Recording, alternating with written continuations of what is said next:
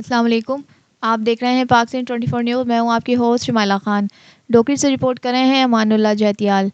Peoples party की जानिब से शहीद जुल्फ़िकार अली भुट्टो की 95वीं सालगिरह के मौके पर पीपल्स पार्टी तहसील डोकरी के general secretary Sardar Ali Dano Gadi, information secretary Mohammad Jumman Bagiyo, deputy information secretary Habibullah Almani, नायब सदर अली बख्श मेतलो, सिटी सदर काजी जमील अहमद की क़यादत में जियालों ने एक बड़ी मशाल बरदार रैली निकाल कर शहर का गश्त करके मेन हैदर चौक पर जश्न मनाकर एक बड़ा केक काटा गया।